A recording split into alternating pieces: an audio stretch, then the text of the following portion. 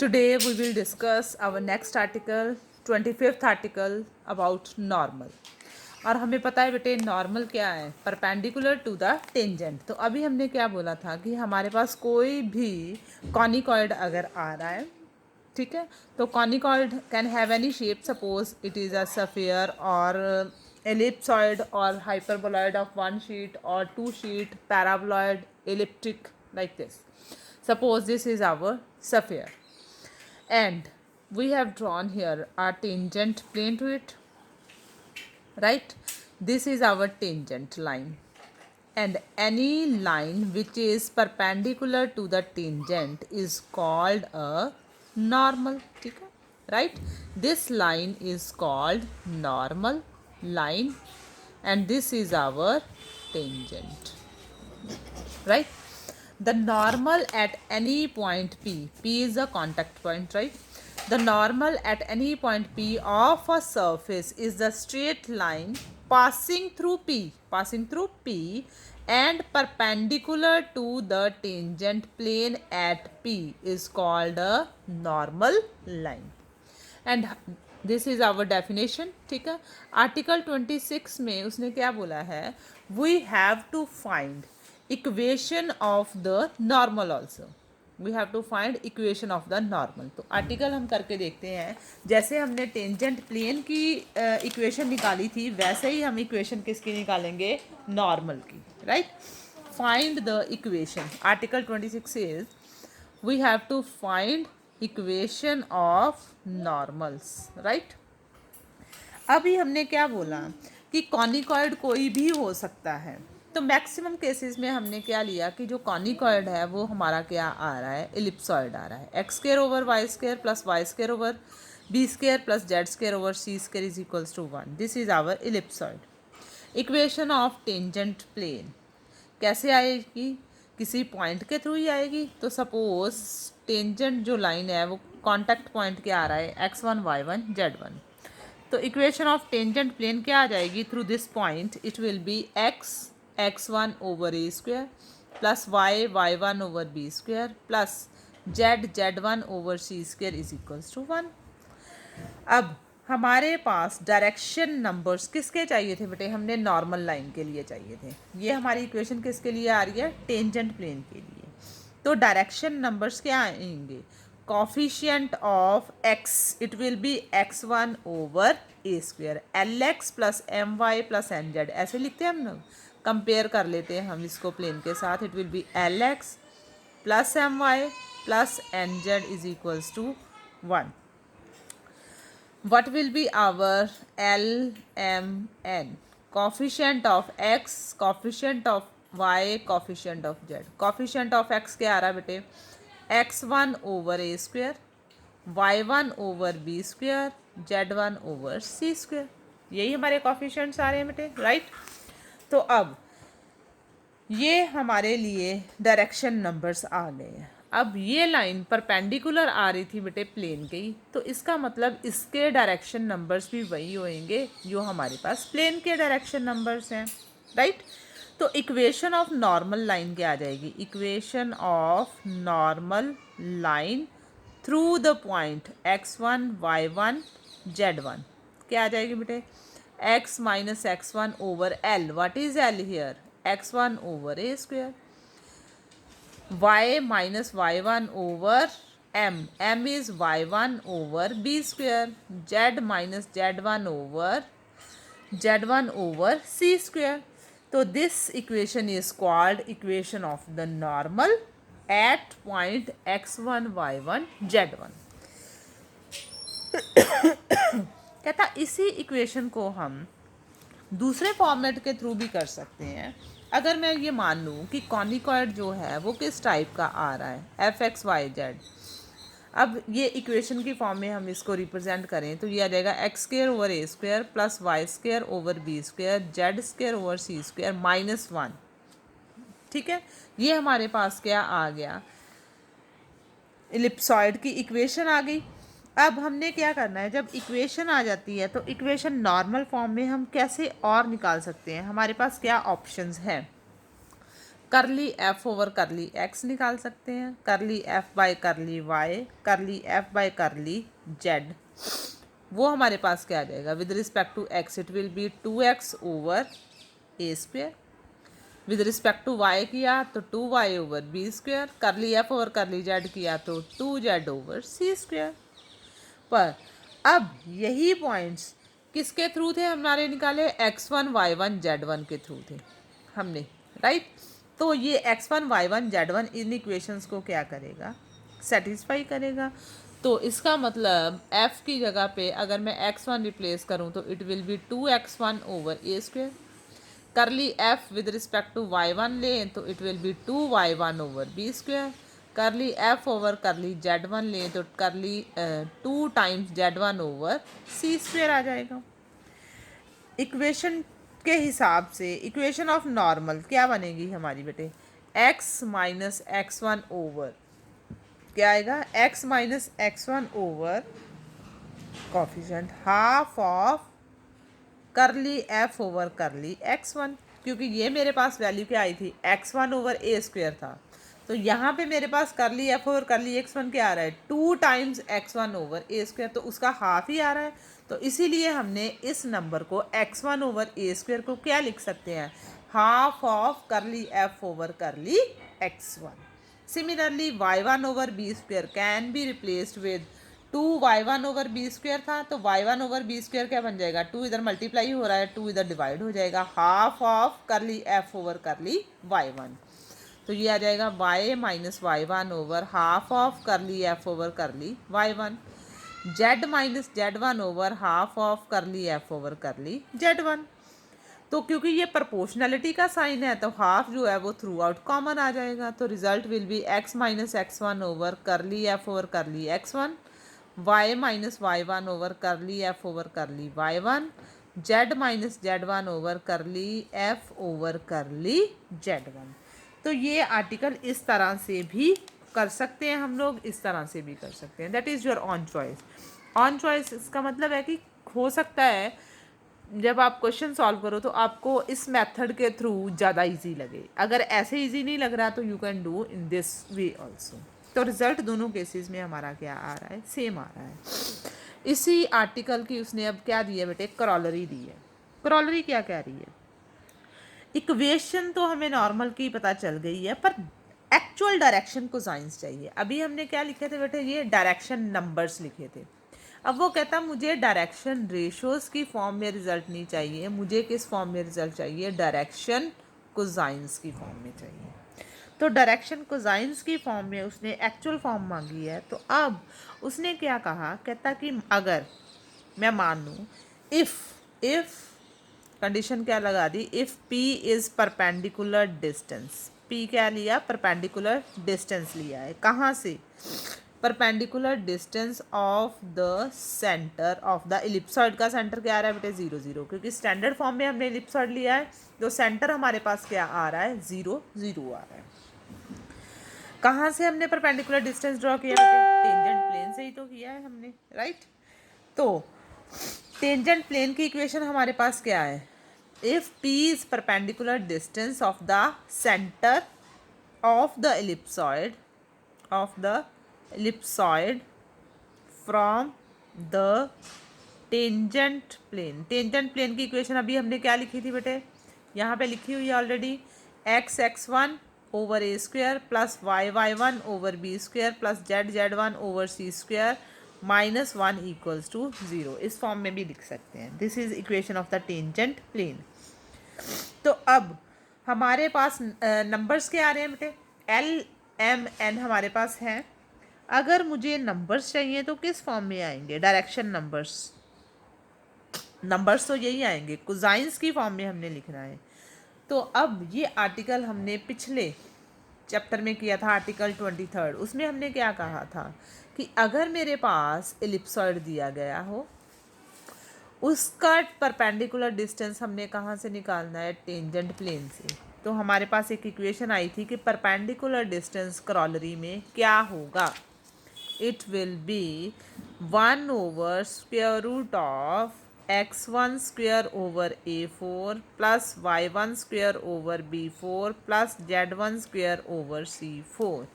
आई hope कि सभी को ये याद होगा। अगर याद नहीं है तो आप अपना ये जो लास्ट पेज नंबर 123 था उसके ऊपर हमने ये सारी क्रॉलरीज की हुई थी बेटे, वहाँ पे हमने ये सारे रिजल्ट्स किए थे। ठीक है, तो वहीं से हमने ये रिज़ल्ट जो है परपेंडिकुलर डिस्टेंस निकालने का यूज़ किया है। ठीक है, तो वहीं से हमने ये रिज़ल्ट उठाया है और उसकी वैल्यूज़ को जस्ट रिप्लेस किया है और कुछ नहीं किया है। ठीक है, तो अब हमारे पास ये परपेंडिकुलर डिस्टेंस आ गया, पी की वैल्यू, नंबर्स आ गए हमारे पास, तो परपेंडिकुलर डिस्टेंस आ गया। एक्चुअल डायरेक्शन कोसाइंस कैसे आएंगे? अब एक्चुअल डायरेक्शन कोसाइंस कैसे आते हैं बेटे? L over square root of, हम क्या लिखते थे, l square plus m square plus n square, ऐसे लिखना था। Similarly m over, similarly n over, तो ये लेंथी हो जाना था। उसने इसको शॉर्ट फॉर्म में क्या कर दिया, नंबर मेरे पास क्या था, x1 over a square over, अब जो परपेंडिकुलर डिस्टेंस ये आ रहा है, नॉर्मल के लिए निकालने थे ना हमने, इसलिए ये डिवाइड किसके साथ हो जाएगा, 1/p के साथ। सिमिलरली सेकंड वैल्यू क्या थी, y1 over b square over 1 over p, z1 over c square over 1 over p। तो अल्टीमेटली ये p रिवर्स होके ऊपर चला गया, तो मेरा रिजल्ट बन गया p x1 over a square, p y1 over b square, p z1 over c square. Right, fine. अब ये मेरे क्या आ गए हैं, डायरेक्शन कोसाइंस फॉर नॉर्मल। ये किसके लिए था, टेंजेंट के लिए था ना, तो नॉर्मल के लिए हमेशा क्या आता है, रेसिप्रोकल ऑफ द टेंजेंट, तो इसलिए ये नंबर्स हमारे पास आ गए डायरेक्शन कोसाइंस। अब हमने अगर इक्वेशन ऑफ नॉर्मल लिखनी है तो वो क्या आ जाएगी एक्चुअल फॉर्म में, x minus x1 over l, what is l here, p x1 over a square, y minus y1 over p y1 over b square, z minus z1 over p z1 over c square. तो this form is used for problem जिसमें हमने perpendicular distance measure करना है, otherwise नहीं बेटे। ठीक है, distance अगर मेजर करने की बात होगी, डिस्टेंस कर बोला होएगा कि आपने निकालना है, तब हमने ये फॉर्मूला यूज़ करना है। अदरवाइज हमारा पीछे जो आर्टिकल में ईदर दिस फॉर्म और this form, right, actual form में नहीं जाएंगे, सिर्फ नंबर्स की फॉर्म में करेंगे अगर डिस्टेंस नहीं निकाला। अगर परपेंडिकुलर डिस्टेंस निकालेंगे तब हमारे पास नॉर्मल की इक्वेशन इस टाइप की आएगी। ठीक है, next is our article number 27। Article number 27 क्या कहता है, इट सेड कि how many normal can be drawn to given point on an ellipsoid, कि मैक्सिमम हम कितने नॉर्मल्स जो हैं इसके ऊपर ड्रॉ कर सकते हैं। Maximum normals, we have to find number of normals from a given point to an ellipsoid. तो जैसे ये परपेंडिकुलर मैंने इस फॉर्म में निकाला है, तो वो कहता है कि एक एलिप्सॉइड अगर आपको दिया गया है और टेंजेंट प्लेन उसको कट कर रहा है, तो कितने नॉर्मल्स आप मैक्सिमम ड्रॉ कर सकते हो। ठीक है, तो अब हम देखेंगे कि स्टेटमेंट के अकॉर्डिंगली उन्होंने पॉइंट तो गिवन दिया ही है। इक्वेशन एलिप्सॉइड की दी गई है, इक्वेशन ऑफ एलिप्सॉइड अब तो सबको याद हो गई है। What is the equation of ellipsoid, it is x square over a square plus y square over b square plus z square over c square is equals to 1। Equation of normals अभी हमने article में निकाली थी। Equation of normals क्या आ जाएगी बेटे, through a given point x1 y1 z1, it will be x minus x1 over a square, y minus y1 over b square, z minus z1 over c square. तो यही मैंने बोला था कि आर्टिकल को हमने नॉर्मल फॉर्म में ही use करना है, राइट। तो अब ये हमारे पास आ गया equation of normals. Equation of the ellipsoid is given, equation of normals हमें ऑलरेडी पता है। अब उसने कहा कि ये जो नॉर्मल है, it is passing through a fixed point से, गिवन पॉइंट, फिक्स्ड नहीं है, it is given point given point का नाम सपोज मैंने अल्फ़ा बीटा गामा ले लिया। अगर ये इस पॉइंट के थ्रू पास कर रहा है तो क्या चेंजेस आएंगी? X will be replaced with alpha, y with beta, gamma with z. what we will get? Alpha minus x1 over a square, beta minus y1 over gamma minus z1 over c square। तो alpha भी एक number है, x1 भी एक number है। तो suppose कर लिया हमने इसकी अगर वैल्यूज़ चाहिए तो मैंने कोई भी नंबर ले लिया, से लैम्डा, आर ले लो आप, जो आपकी चॉइस है। अगर मैं फर्स्ट और लास्ट मेंबर को कंपेयर करूँ, what I will get? x1 की वैल्यू यहाँ से निकल सकती है, yes, alpha minus x1 is equals to lambda times x1 over a square. अब x1 वाली टर्म को एक साइड पे लिखें तो alpha will be equals to x1 common, अंदर क्या बचेगा? 1 plus lambda over a square. अगर एलसीएम ले लें तो it will be a square plus lambda over a square into x1 is equals to alpha. तो यहाँ से x1 की वैल्यू क्या आ जाएगी? Alpha times a square over a square plus lambda. Similarly हमारे पास बाकी वैल्यूज़ भी आ जाएंगी। क्यों? क्योंकि ये सारा साइकिल में जा रहा है, ठीक है।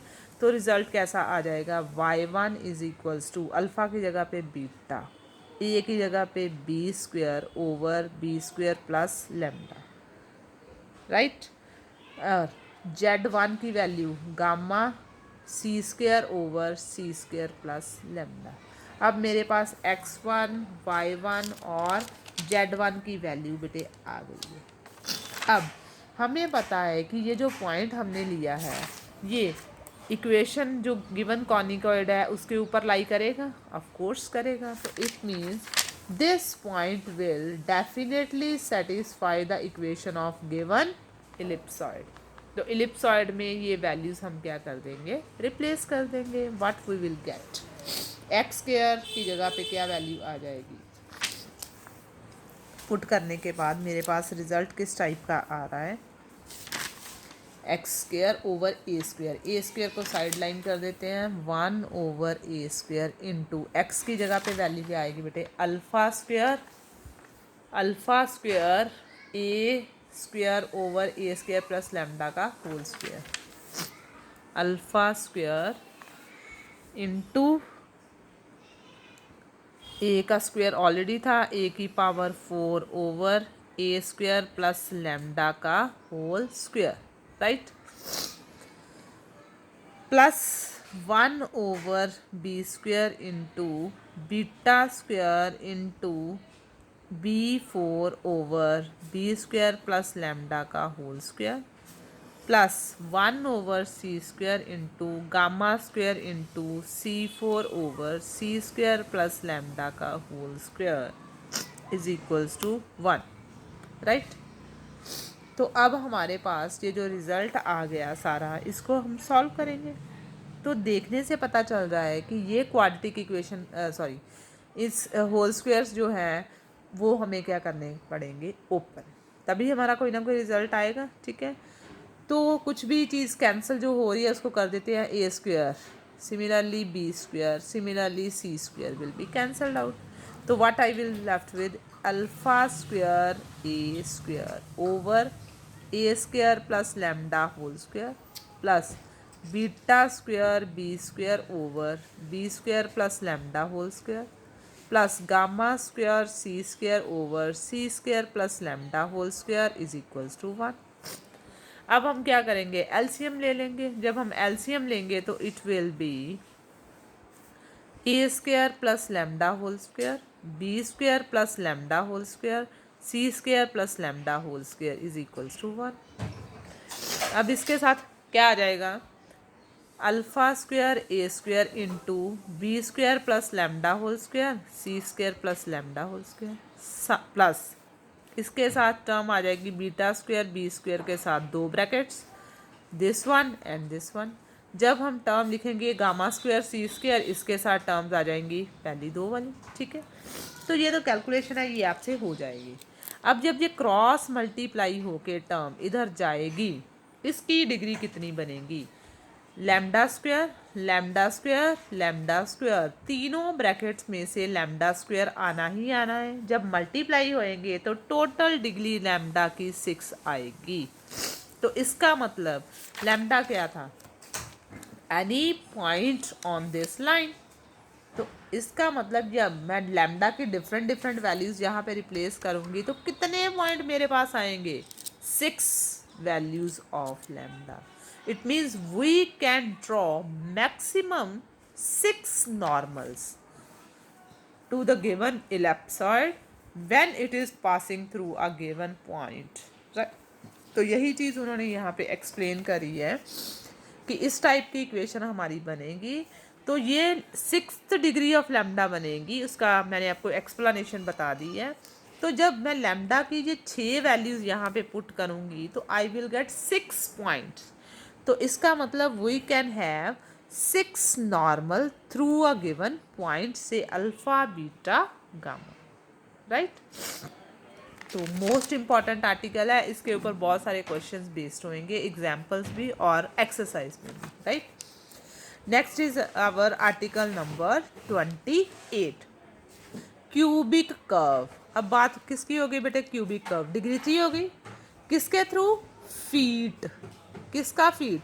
6 नॉर्मल्स फ्रॉम अ पॉइंट। अभी हमने ये बताया कि हमने 6 नॉर्मल्स जो हैं वो ड्रॉ कर दिए हैं। तो 6 नॉर्मल्स के लिए हमारे पास पॉइंट कैसे आए थे? x1 की value a square alpha square over a square plus lambda, y1 similarly z1 आ गया था। अब वो कहता है कि इनका जो फीट होएगा 6 नॉर्मल्स जब हमने किसी पॉइंट से ड्रॉ किए तो जो कर्व बनेगी वो कौन सी कर्व बनेगी? जब उसके फीट को हम ज्वाइन कर देंगे it will be a cubic curve through the feet of 6 normal. 6 normal जब ड्रॉ किए हैं तो उनका कोई ना कोई फीट तो होएगा ही ना नॉर्मल्स का, ऑब्वियस है ना? तो उनके फीट को ज्वाइन करके जो कर्व बनेगी वो किस शेप की कर्व बनेगी? It will be a cubic curve. तो वो हमने प्रूव करना है। अभी ये पॉइंट्स आ गए हमारे, लैम्डा पैरामीटर है हमारा। अब ये क्यूबिक कर्व जो है वो किसके थ्रू पास करेगी? किसी प्लेन के थ्रू ही जाएगी, ऑब्वियस है, राइट? तो प्लेन की जनरल इक्वेशन हम किस तरह से लिख सकते हैं? ax plus b y plus c z plus d equals to 0। तो अब जस्ट हमने x, y और z की वैल्यूज़ यहाँ पे रिप्लेस कर देनी है। सिंप्लीफाई होने के बाद अब क्योंकि स्केयर्स नहीं है ना यहाँ पे तो इसलिए इसकी डिग्री क्या आ रही है? 3 आ रही है। तो क्यूबिक इक्वेशन बन जाएगी। तो बहुत सारे टाइम्स ऐसा होता है कि हमें ये पूछते हैं कि नंबर कितना आएगा? 6 आएगा। जब उन नॉर्मल्स के फीट्स को हम ज्वाइन करेंगे तब जो कर्व फॉर्मुलेट होएगी वो किस डिग्री की कर्व फॉर्मुलेट होएगी? क्यूबिक डिग्री की। रीज़न उसका ये है कि यहाँ पे जब मैंने किया था एलिप्सॉइड में पुट किया था तो स्क्वेयर्स हो रहे थे, जब हमने प्लेन में ही फीट थे तो इसलिए प्लेन की इक्वेशन में तो स्क्वेयर्स नहीं आ रहे तो डिग्री उसकी रिड्यूस हो जाएगी। तो it will B cubic curve in lambda, right? तो ये मोस्ट इम्पॉर्टेंट एक्सरसाइज है, इसमें से डेफिनेटली आपको कोई ना कोई एक क्वेश्चन तो ज़रूर आएगा। तो कल हम बेटे इसकी एग्जांपल्स करेंगे। आज आप अपने आर्टिकल्स जो हैं उन्हीं के ऊपर फ़िलहाल फोकस करो। अगर कोई डाउट होएगा then we will discuss. Thank you so much.